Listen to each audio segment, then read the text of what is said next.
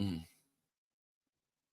We are live with another live episode of Bully Ball on the Gold Standard Podcast Network. I'm Jason Aponte, joined as always by Steph Sanchez. Steph, the 49ers are the number one seed in the NFC, but that doesn't compare anywhere to your hair. How are you today? I'm good, my friend. I am good. I just got back in last night, got some Z's, but it feels great. The 49ers have won their last five against the Seahawks. I think it makes DK Metcalf really upset, and that makes me happy. So we like that. The 49ers punched their ticket to the playoffs. They currently sit at the 1 seed. Thank you, Cowboys, for that. We're still not friends, but thank you. And Wow. I don't know, like the vibes are immaculate right now. The vibes are really immaculate, and I don't know. Street's been saying like this team is giving them that 94 vibe. Well, and to be clear, we weren't rooting for the Cowboys. We were rooting for the Eagles' loss. So Yeah, yeah. Dallas just happened to be the team that was on the other side. So we're not rooting for the Cowboys. We weren't rooting for the Dallas Cowboys to win. We rooted for an Eagles loss. So that's how we want to Nice rationalize it. clarification. Yeah. Yes. Oh no, 100%. I just want to make sure we get it clear. Yes, the San Francisco 49ers are the number one seed. The San Francisco 49ers do belong in the playoffs right now, right? Like it's thank you, New York Giants. Thank you, Tommy Mm-hmm. DeVito. Kind of wanted to talk about something that kind of came across my phone. Our producer, Rob Stats Guerrera, disagrees with my take about last night. And again, as an MVP voter, I've got my opinion when it comes to who's the MVP. But I feel like Tyreek Hill somehow being injured yesterday clinched his MVP case. And this is how I'm gonna rationalize it real quick before we get into the game.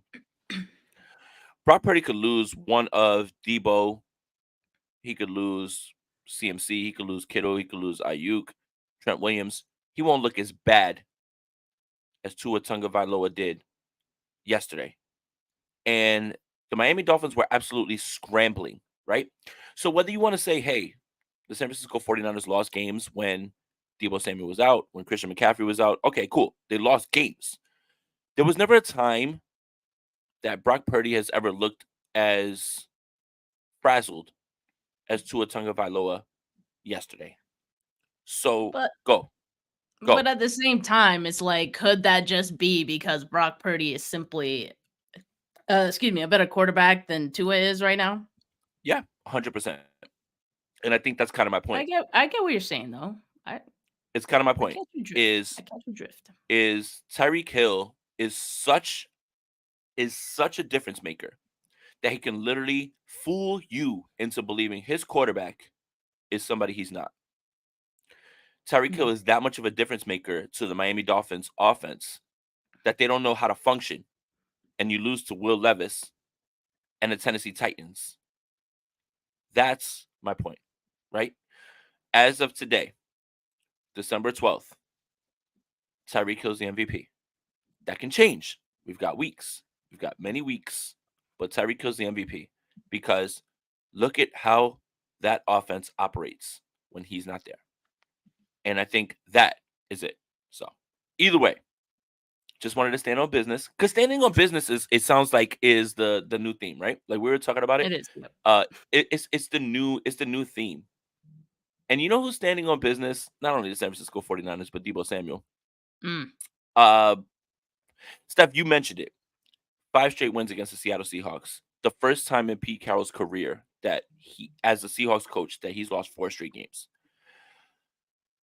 As a 49ers fan who's kind of sat there and said, hey, damn, they're just better. They're just better. If you're a Seattle Seahawks fan, and I know you're not watching right now, if you're a Seattle Seahawks fan, we're just better. How does that feel, Steph? I mean, it feels good. I think like we knew this would happen eventually. Like no team is ever going to be as dominant as they were. Like, there's eras that happen. Seattle had their era, they ran with it and had a lot of success with it. But, as all good things, they come to an end. So, I think the 49ers and 49er fans are happy about that because now we're seeing the 49ers have their era, and it's a pretty freaking good era right now. Might last longer than the Seahawks one. I don't know. Oh, Just baby. Keep it'd be talking. I nice, got you. right? Wouldn't Yep. it be nice? But it's feeling that way. I'm feeling very optimistic anytime we play any of these NFC West teams. And that's just because like the talent gap is so large between the 49ers and all these other teams in their division. So it feels incredible. Incredible. You still there, Jay? Is it my internet? Yeah. And Okay. to Steph's point, am I? Is it me? Oh, No, you're good. Steph. To Steph's point. To Steph's point. The shoe's on the other foot, right? There is no Legion of Boom, nothing like that. You know, Pete Carroll, Seattle Seahawks fans, we get our retribution with the Thanksgiving win, right? And now you are living in a dominance that you're gonna have to deal with for a while. And I've been really effusive with my praise of the Seattle Seahawks in terms of you smash your draft. I don't like it. I don't like you hanging around. Well, hang around all you want. You're not hanging with the 49ers. And this is a beautiful time for us right now. I love this for us, right? Because there was so long where the 49ers lost games by blowouts to the Seattle Seahawks, or they lost by like gut wrenching moments the last few seconds. There's none of that right now. They're just better. And it's such a good feeling. It really is. Because the only way that this would feel better, the only way that this would feel a little bit better is if Russell Wilson was still their quarterback. Because then we'd be able to say, like, hold that. But he left. He wanted to go somewhere else, you know, um, duck the smoke, as the kids would say. He ducked the smoke and he left because Russell Wilson, Steve Largent, whoever it is, I don't care what Seattle Seahawk, Brian Bosworth from back in the day, it don't matter. You're not better. You're not better. And it doesn't matter if you were here. You could bring them all back. Bring back prime Russell Wilson. Bring back Steve Largent from back in the day. Bring them all back. You're not better. And if it sounds like I'm being obnoxious and not humble, then you tuned into the right show because usually that's what I am. But the Seattle Seahawks are not better, and they will not be for a long time. And I love that for us. I really do. But But when you know when what's you watched what? Go ahead. no, go ahead, finish. Finish. No. When you watch this game, when you watch it back on tape, when you watch these last 5 contests, the Seattle Seahawks are nowhere near. There's a gap, right? There's a gap. There's the San Francisco 49ers and there's the Seattle Seahawks, and they're down here. And I think that's great. And I am not going to stop making fun of that. I'm not.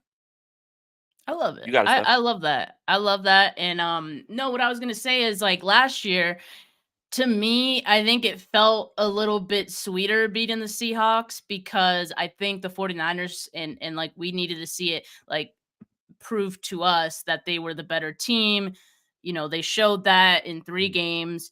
And now this season, like I don't even think it was a debate. Like I think the 49ers have bigger fish to fry. Like this felt good, but at the same time, like it wasn't nothing. It was just business as usual, you know? Like, Mhm. and I honestly think this wasn't even that good of a game for the 49ers, like for how good this team is. And that's crazy to say because they won by 12 points. So I probably sound like a spoiled brat saying that, but you know, they started slow. Offense had to adjust to what the Seahawks were doing on defense. Of course, like they were going to have adjustments coming out of week 12. They made it a point to better defend the middle of the field and all that.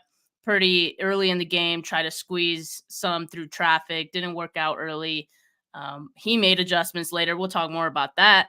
But then on defense, you know, they didn't prepare for Drew Lock. And, you know, there's nothing wrong with that. It wasn't until Friday that we heard that Geno Smith could be a game time decision, right? So you go all week thinking you're going to face Geno. That doesn't happen. So, of course, on defense, there's going to be some adjustments as well.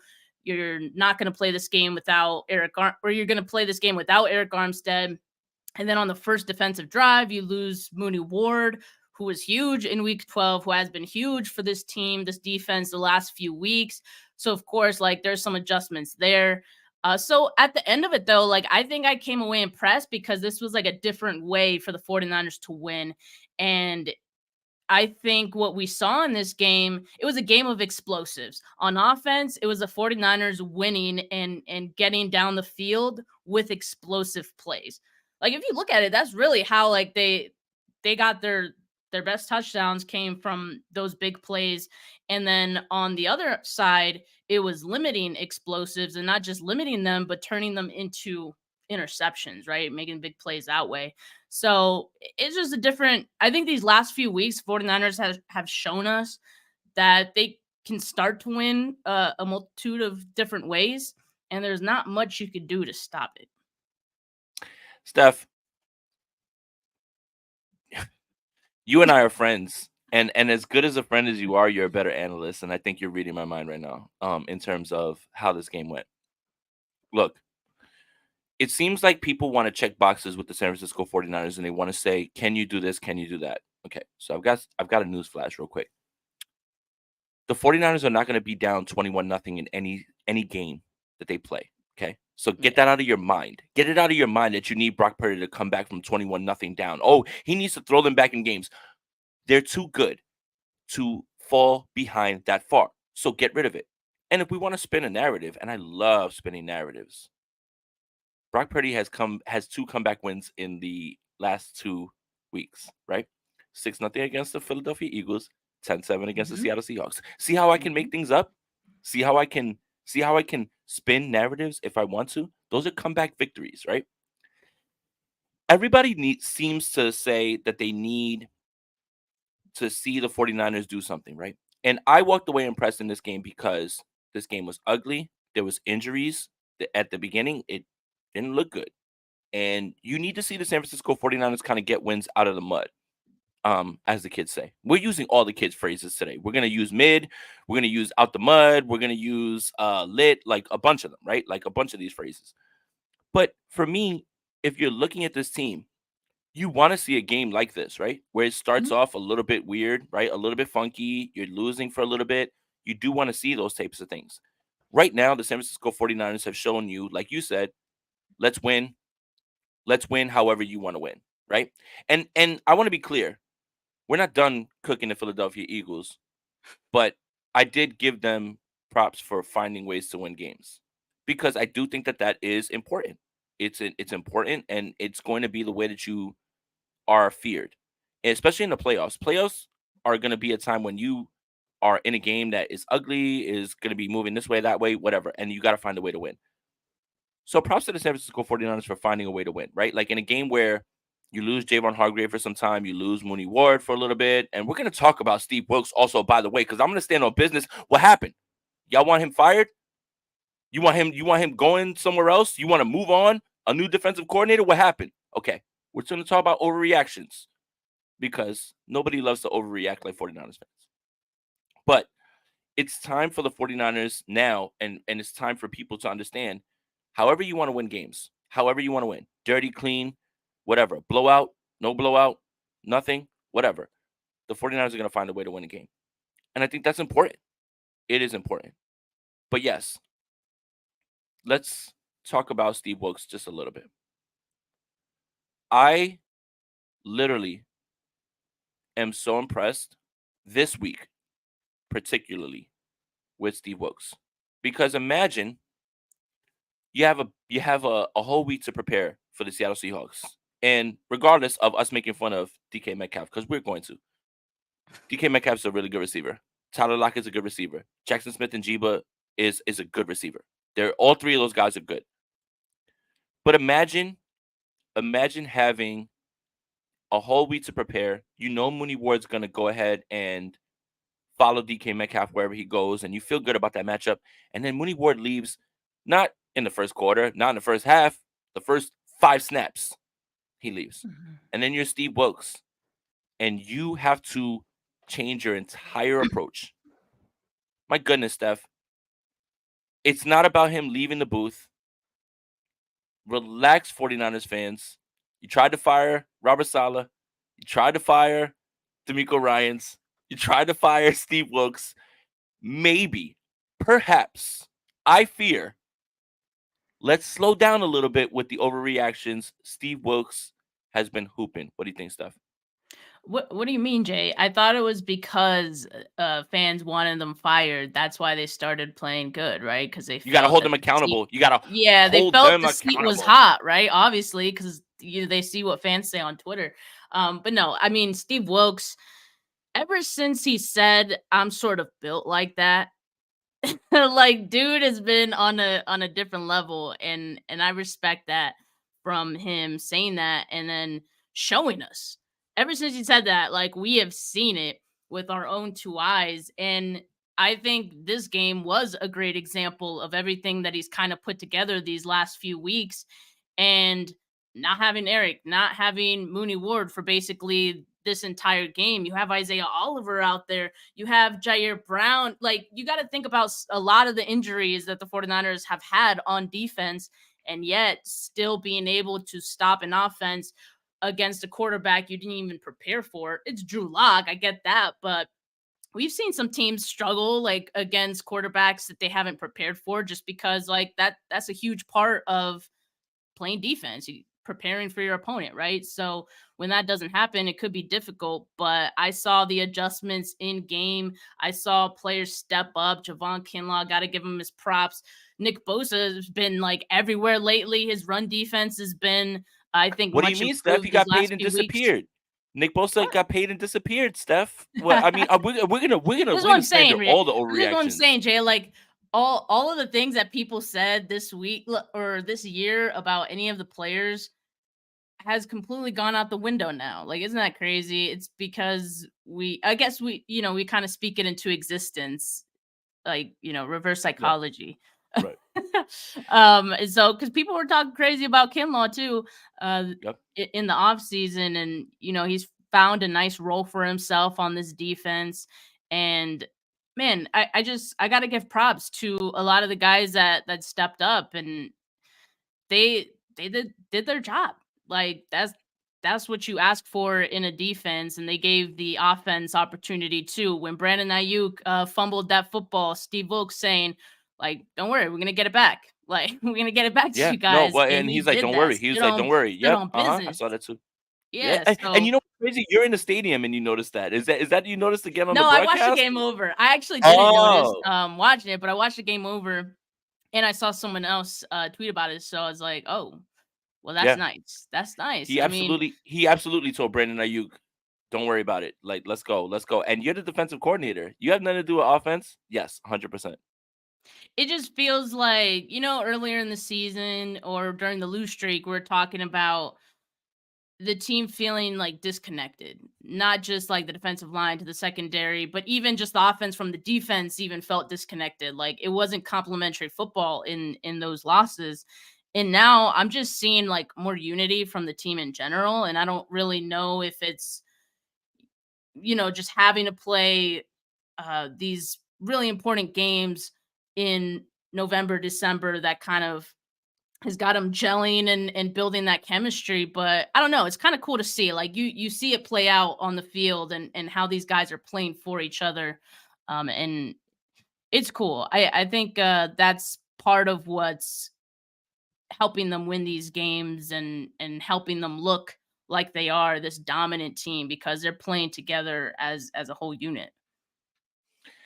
So glad you brought up Jair Brown Mm. because I want to Oh, talk about bone, Tig. bone. I want to talk. Why I did they want to talk call him about my man Hufunga Tig. on the broadcast though? Did you I catch that? mean, listen. We do PFF grades, and I've got a lot of issues with the PFF grades on offensive line. Because Trent Williams has a clean sheet, literally gave up nothing, and he ends up with a 60.9, grade. I'll never understand it. But we need to do a PFF grade on Kevin Burkhardt and Greg Olson, who I think are great. Like I think they're great, but my goodness, man, they made a lot of mistakes. But I want to talk about Jair Brown because, and Rob, cut the clip and make sure you double it with this because I'm going to reiterate what I said. I'm not downplaying Talanoa Hufanga's loss. But Jair Brown's skill set is so similar to Mhm. Talanoa Hufanga that you were going to get this type of performance. And you are going to lose just a little bit based on rookie, someone who's played, and someone who hasn't, right? You're going to lose a little bit in terms of the defense. But skill sets are so eerily similar that you weren't going to get a drop off. Tig is the same player, essentially. Fast, downhill, ball hawk. The ball finds its way into his hands. He's got 2 interceptions in 4 games. He didn't miss any tackles, so we can dispel the narrative about Jair Brown missing tackles. I'm tired of it. I don't know who made it up. Struggling. Struggling,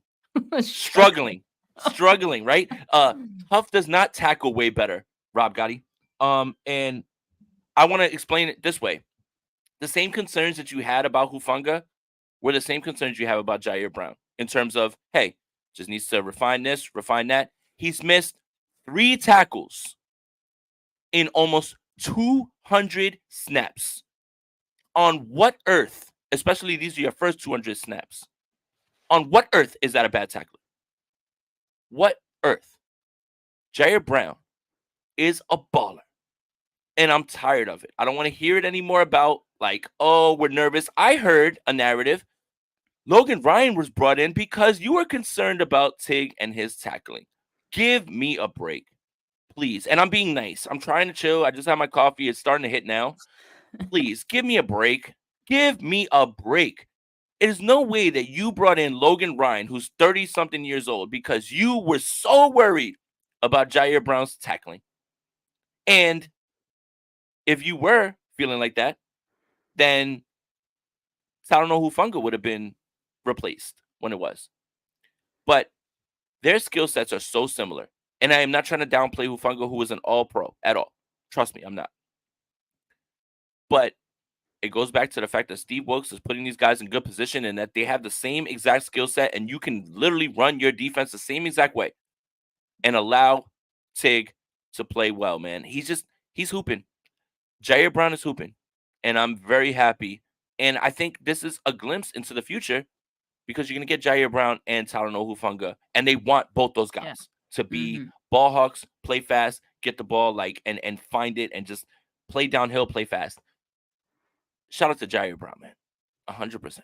I mean, it's incredible to see that they were able to have a 3rd round pick that actually plays football and plays well.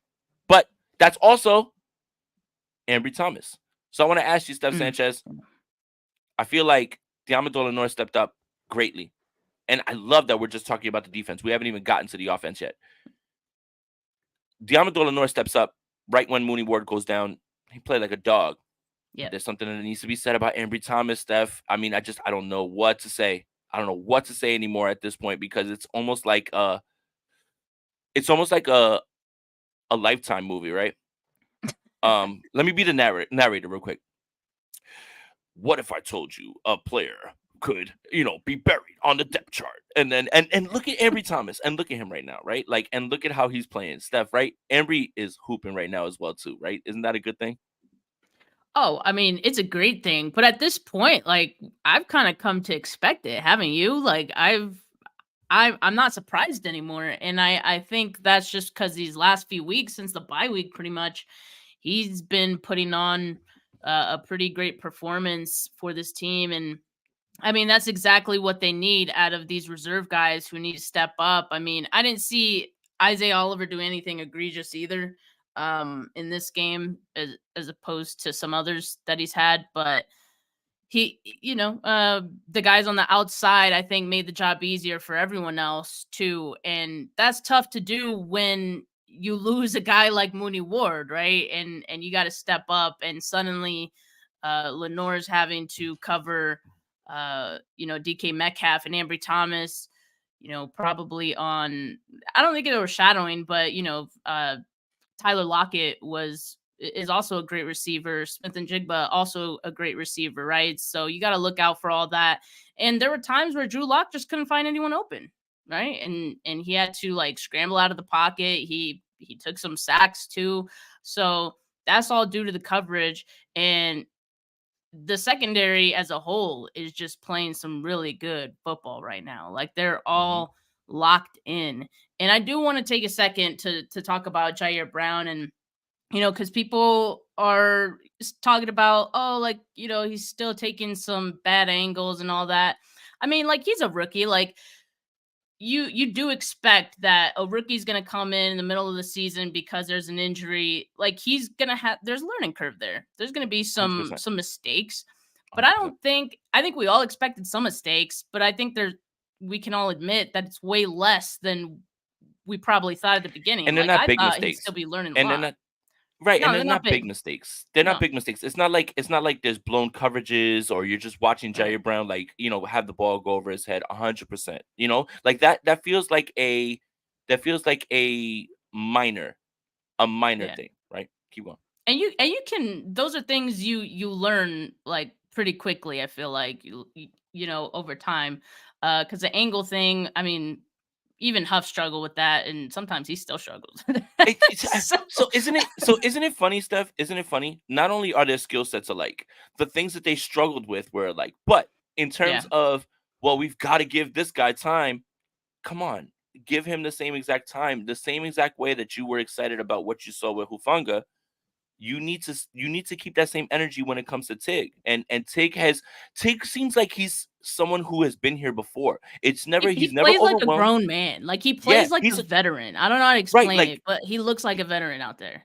he's not overwhelmed. There's never a time Yeah. where Jair Brown is overwhelmed. And I think that is what you should be looking at, right? Like you want to complain and you want to nitpick about angles, all that stuff.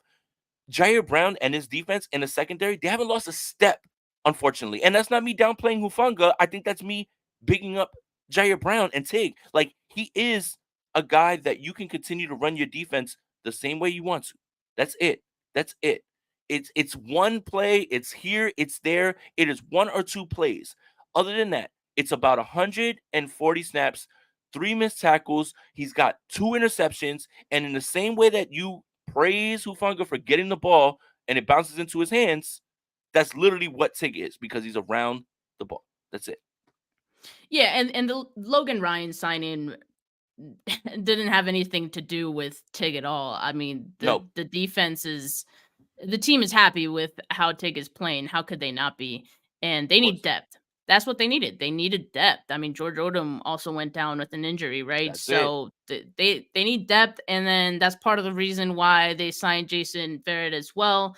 Um, they signed him to the practice squad after Sunday's game. He was actually there at the game, which is, kind of cool. But I In the think in I the like booth, that right? move too, because that's gonna be depth for them too, and you need that going into the playoffs. And it's important to have that veteran savvy type of depth. Because should anything happen, you want guys who have done it before, who know the assignments, are familiar with the defense, and so they have that now. I feel really good about the secondary going into this stretch here. Yeah. And by the way, fits my narrative, hashtag, and we're gonna talk about the offense now. Jair Brown, the highest graded San Francisco 49er on defense. But nobody cares about that, right? The defense is it's boring to talk about that stuff. It's time to talk about what everybody wants to talk about.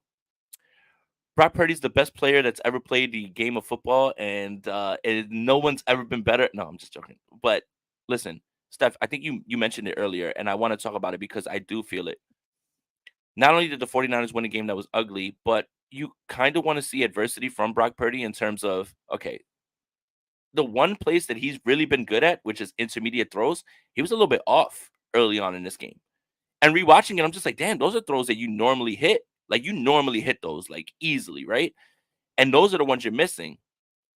I think I was more impressed with Brock Purdy because he was missing those throws. He was a little bit off, but he fought through it. You want to see adversity, right? Like I think I had a conversation with someone about and he's a fan of a certain team that helped the 49ers make the playoffs last night, which is Tommy Cutlets. But he's looking at quarterbacks, right? Because their team is probably going to be drafting really high. And he says, I watched this person's highlights. Well, if I put together highlights of J.R. Ryder, you would think he was Michael Jordan based on dunks, right? Highlights don't tell me anything about a player. I want to see how you adjust to when you make mistakes. That's what I kind of want to see from Brock Purdy. Everything is not going to be roses and going to be touchdowns and long bombs, right? But early on in this game, Brock was struggling with things that he normally does very well. And Steph, he throws a career high for how many yards? I think that that is far more impressive than any performance so far this season because things are not going to always go well. Things are not going to fall in your lap, and you're not always going to just be great. This is the NFL, and you suspect that in the playoffs against better opponents, it's going to change. But for me, I was much more impressed by this game with Brock Purdy because of the way it started and because of how he finished. I think Brock was awesome in this game. He was awesome. Yeah, he was incredible. I mean, I think we've seen that the last two games where the offense kind of starts slow, and we're talking outside of Christian McCaffrey's big run to start the game, the 72 yarder. The offense did struggle like Yes. early on, just Mhm. despite that first touchdown. And a lot of it was because, like I said early on, the defense of the Seahawks kind of adjusting to what the 49ers were trying to do just 2 weeks ago, right? Like the 49ers try to do some of that the same. And then also Brock Purdy just trying to squeeze it into tight windows. Those didn't really work out. And, I think what we saw though, we saw another new wrinkle from Brock Purdy's game. And I think that's just him going downfield, which we had seen, but he was putting it over corners or over the outside corners. And not just, I don't know, the throws were like on the money, Jay. Like it's like we're not used to seeing that. I'm not used to that. I'm not. We're I'm used to. We're used to like pulling up the all 22 and saying underthrown this or guy's streaking overthrown. by himself wide open, and now those throws are being hit. I don't know how to act. I don't know what to do with my hands. Which, by the way, I hate this because this is the new narrative now from like Brock Purdy haters, right? This is the new goalpost now. That, oh, everyone's wide open. Which, like, now this is a revisited narrative because Guys have always Brock been Purdy wide lost open. the yak merchant, the check Check down down merchant. merchant Check down merchant. narrative is gone after after Sunday's game, and so now they had to move the goalpost again back to their earlier argument, which is, well, Yeah. everyone's wide open. Uh, Everyone's been wide open, and no other quarterback no, has no, been able to no. hit them in the same way. Can I tell you something? I don't even think that's wide open. Like, what do you think is wide open? I think wide open is like at least 5 yards of Yeah. separation. Right. And I don't think Debo on his touchdown catch was 5 yards away from, was it Adams? It was Adams, right? On that one. Oh, And Jamal Adams. Yikes. yeah, yikes. Jamal Yikes. Yikes Adams. Yikes. But I don't think there was 5+ yards of separation there. But you know what I did see? I saw a quarterback throwing him open. He Yes. was open already, Oh man, but you spitting. Keep going. he was open already, but you have a quarterback who puts it right on the money, doesn't give the defender a chance to get the football. That right there is talent. That Yes. like you got to take that into account too. He's wide open, okay, because Brock Purdy threw him open. It went Mhm. where it needed to go. And we saw Mhm. multiple throws like that. One to George Kittle as well. And so I hated when the broadcast was like Debo Samuel wide open. Wide Like, are open, you yeah, but kidding me, no, dude? all right. We're Wide not slandering Burka. I love his. He has such a good announcer voice. Like he definitely like, yeah, Debo Samuel wide It's just open. the over, what is the word, It's dramatized. dramatizing it. Yeah, Yeah, yeah, yeah. yeah. But I can hear Kevin Burkhardt with the 2019 game. George Kittle at the 40, down, like down, and there's a penalty marker. Like he has such a good voice. Like we're not gonna slander Yeah, that, but no, no, yeah, no. yeah, but Great. you're right about the whole idea about being wide open. I think that like there is like a perception that like guys are like 10 yards away from people. That's not wide open in the NFL. It's just not. No, and as a quarterback, you still got to throw it in the right spot, and we're seeing Brock Purdy do that. That's why it looks easy. That's why Yeah, it looks like the throw is like, oh well, that's easy. yeah, No, it's not. You see so many quarterbacks struggle on that. We've seen it for how many years, and Brock Purdy's already making that look easy. I think that's yep. impressive. It feels like every single week he's adding something new to his game that like we hadn't seen before. And it's like, Mhm. wow, like you're doing that too? Oh my God. So it's just really impressive. I'm really happy that Brock Purdy is the quarterback of this team and that he continues to improve. And it's crazy Yeah. because he's doing all these improvements and adding these new wrinkles in season. Remember, he didn't have an off season to improve on any of these things. Imagine Mhm. what he's going to look like next year. That's why I'm like, 100%. man, I don't even care if Brock Purdy isn't the MVP this year. Right? Fine. I Fine, right, okay? It's only his second right, season and the right. kid is getting better. He's going to have another Mhm. shot at it. Like, Yeah. yeah. Yeah, look, um, and shout out to Wolf Life Wild, for the donation. Let's get them super chats going. Niner Gang, LFG, is a kid show or a family show, so I don't wanna, like, put that out there, but shout out to Oliver for holding it down. Same for Kinlaw, Jerry Brown, etc. Like and subscribe 100%. Steph, I wanna dispel a narrative real quick about Brock Purdy. Another Brock one? Purdy's weapons are so good, he's not that good. Okay, Kurt Warner had Torrey Holt, Isaac Bruce, Marshall Faulk. Peyton Manning had Edrin James, Reggie Wayne, Marvin Harrison. I can go on and on. Joe Montana had Roger Craig, Jerry Rice. Steve Young had Jerry Rice, Ricky Waters. It is hilarious to me about the weapons argument, right? We literally just watched a quarterback yesterday who couldn't even perform because one of his weapons went away, right? Tua Tagovailoa. I don't know how to perform now. Funny, funny, right? Right, Steph? Funny. He needs he needs weapons. He needs weapons. Wait a minute. Let's take it a step further. Patrick Mahomes is struggling because he doesn't have a number one wide receiver. Oh my good. Oh my goodness. The great Patrick Mahomes needs help. He needs help. Oh, but when it's Brock, it's against him. Everyone needs playmakers. Everyone. Every single quarterback who has ever played the game of football needs help. I'm tired of it. I want to knock this one completely out of the park. I don't want to hear it anymore. Patrick Mahomes, he's struggling and having the worst season of his career, which, by the way, his worst season is probably better than many people's best seasons. Yes. That's what's funny about Patrick Mahomes. But oh my God, Patrick Mahomes needs help. He needs a wide receiver. He doesn't have any number one wide receiver. When Josh Allen struggles, oh, they need to run the football. We need a running back. Why is it that every single person you can make an excuse for and say, well, they need help? But when Brock Purdy has it, it's a way for you to knock down Brock Purdy. I'm tired of it. I'm really tired of it. I really am. Justin Herbert, when he struggles, oh, it's his offensive coordinator. It's his coach. Oh, it's this and it's that. Come on. Are you serious? Every single person needs help, including the great Patrick Mahomes.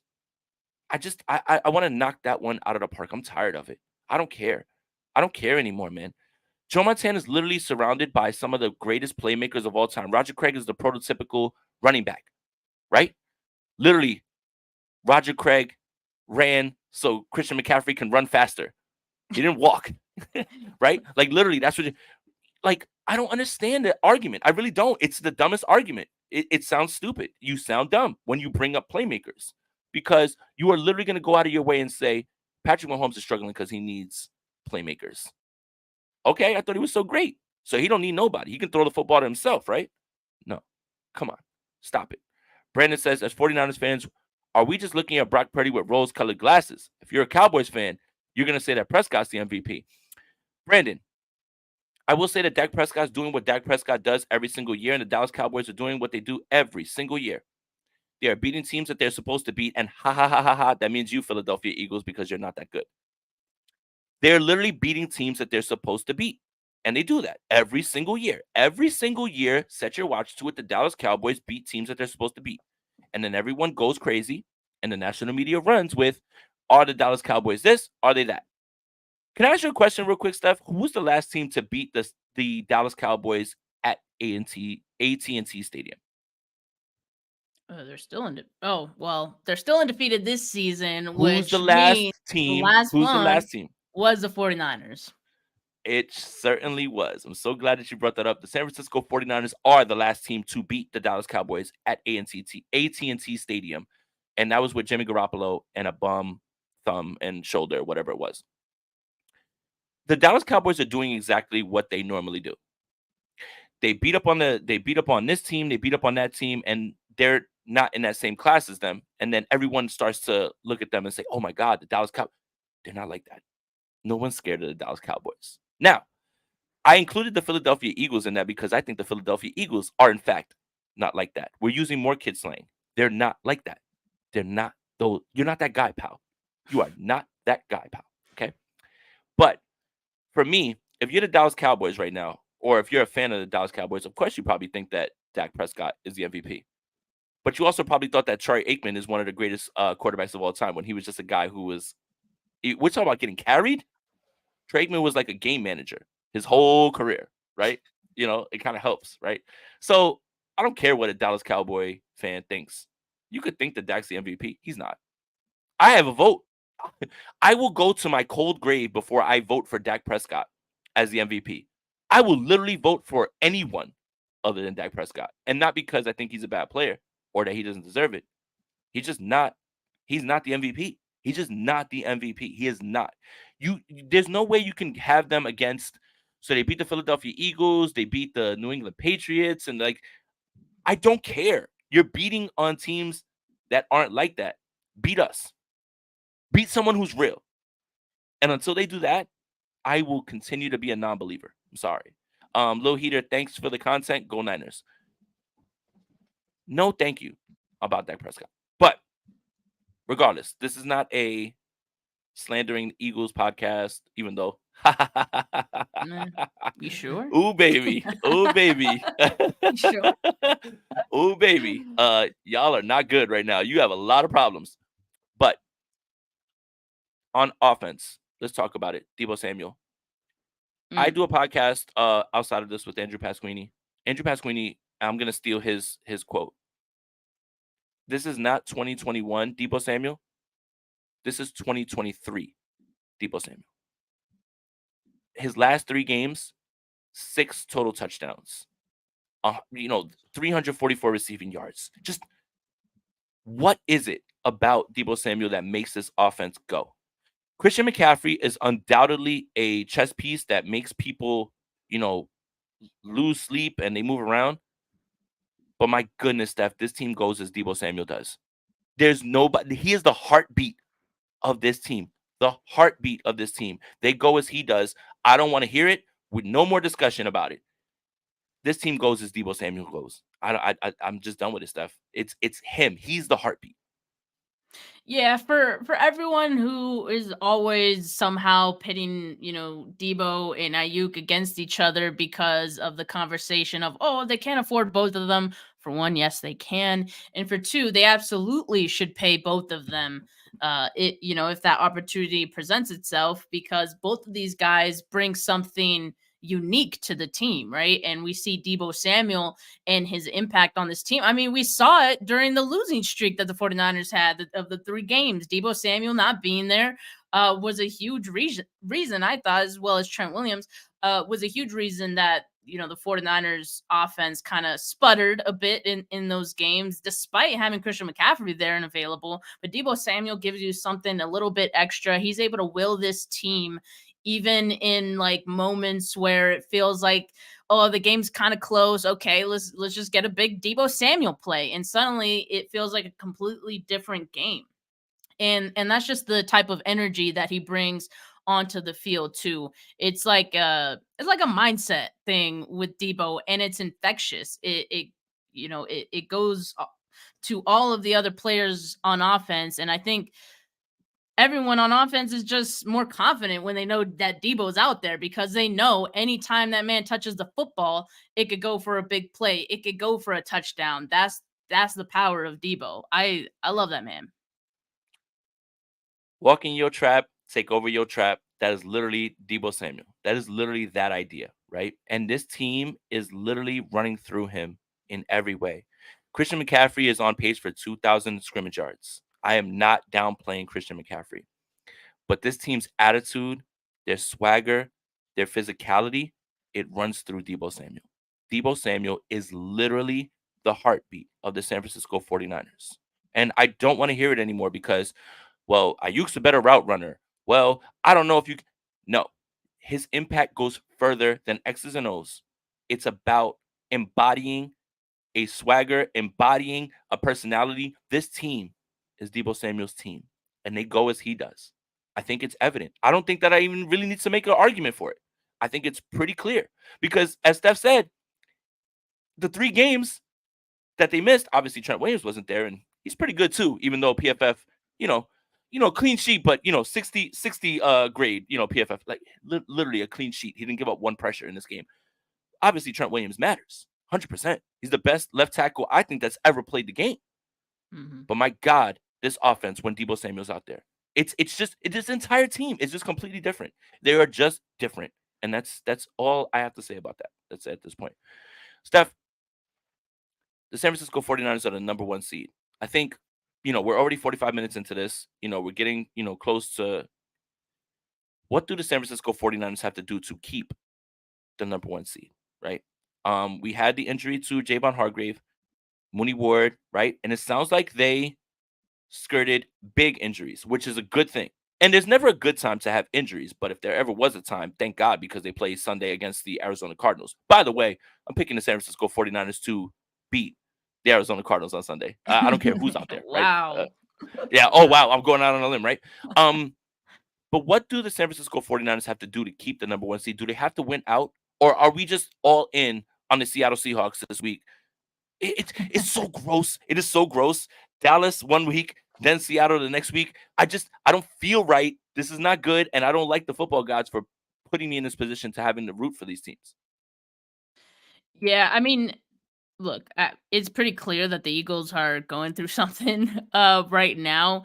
The Oh, Seahawks are like their next big test, I guess. Hey, the Eagles are going watch through. out! The Eagles are going through. Watch out, Danny DeVito, or not Danny, Tommy Tommy DeVito, DeVito. Tommy DeVito, against that Eagles team could be interesting.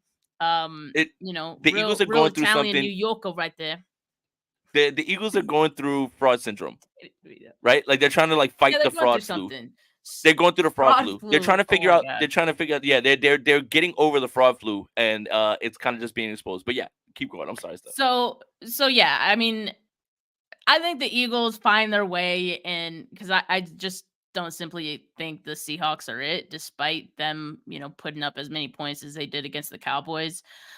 Sure, like it'd be great if that happened. I'm just not counting on it. So I'm still thinking the 49ers do have to win out, the rest We're of out. this season. And because they control their destiny, right? Why leave it up to anyone else? 100%. You control your own narrative here, your own story. So the best way to do that is to just continue winning games. And obviously they want to. It's not like they're sitting back now and thinking to themselves, well, we got it now, so we could chill. No, Right. I mean they definitely want to secure it, and in order to secure it, like you got to continue to win. So Yeah. yeah, I think that's what they're gonna have to do. Obviously, the next big game on the schedule for them is against the Christmas Ravens, Day. Christmas Day. So that one will be really interesting. But I still feel good about the 49ers. They're gonna be at home. Uh, I don't know. I think they're gonna be able to do it. Yeah. And again, winning out is obviously the goal, right? Like you're not going to try to lose games or anything like that. And nobody knows what could happen, right? I think it was a few weeks ago where I said, oh my God, the Detroit Lions and their schedule. Well, now look, Yeah, you lose to the yeah. Chicago Bears, you lose to the Green Bay Packers. All right. Well, you're on fraud pack watch now.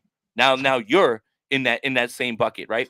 Um, and kind of to Steph's point about the Baltimore Ravens, I mean, I hate to give praise to the Los Angeles Rams, but my goodness, man, they played the Ravens right to the gun, right? Like, and they Yeah, kind they of did. showed something a little bit, right? And I think we can all agree the San Francisco 49ers are more talented than the Los Angeles Rams.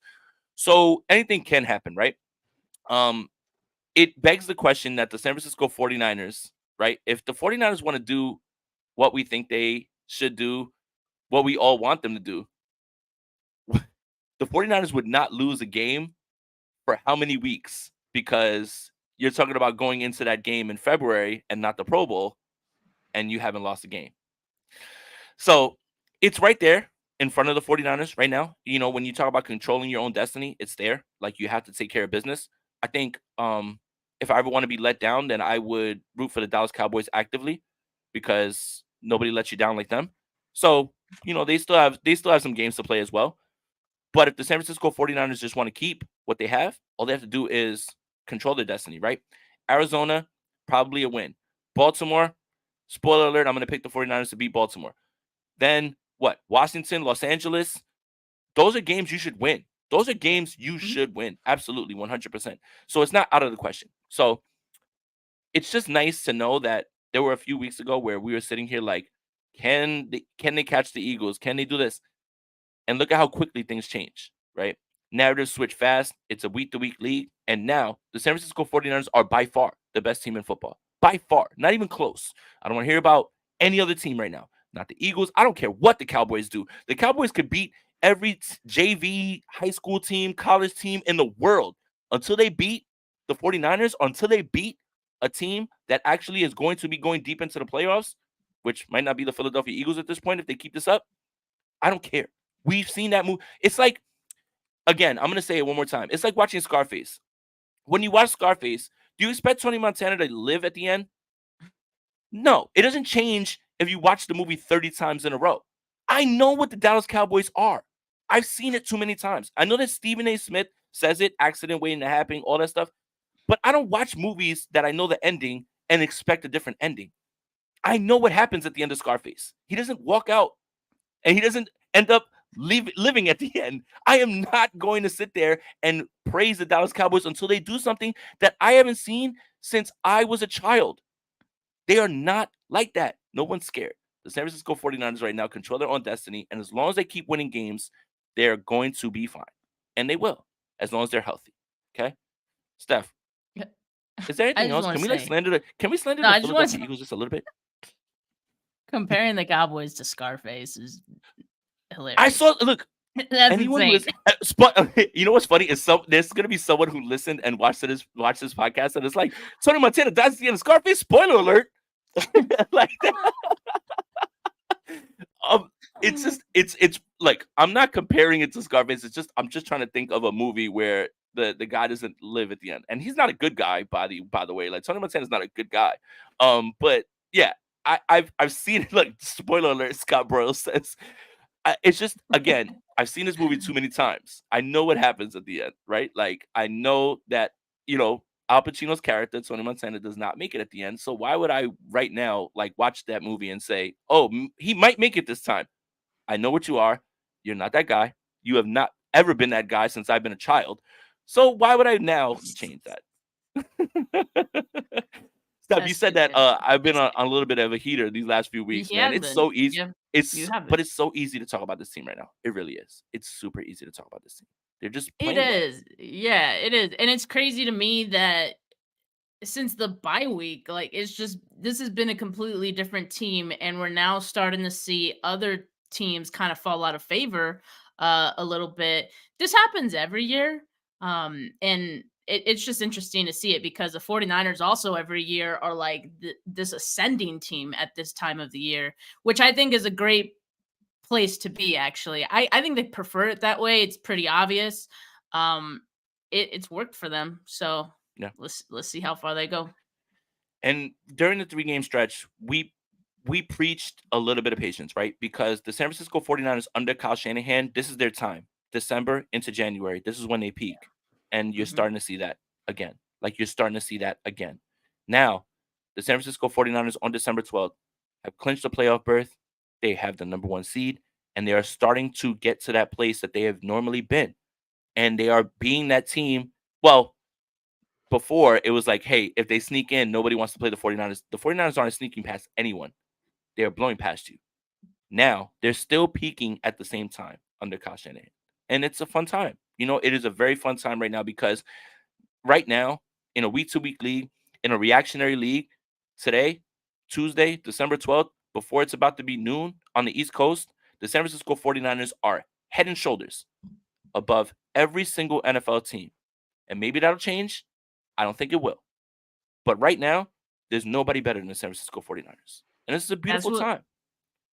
That was so different from all the other times because, like you mentioned, like 49ers have been here before and they've been this ascending team going into the playoffs, and it's like, oh, nobody wants to see them. But at the same time, like this team has had holes, and like in particular on offense, and maybe even last year, you look at the secondary, they give up a lot of explosive plays last year.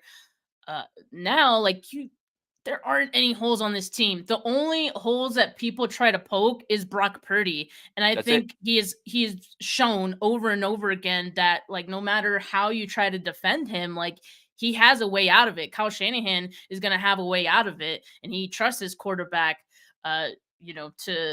to adjust with him. So there is no true hole on this team, and that's what's so crazy about it. I have never felt more confident in this team than I do right now.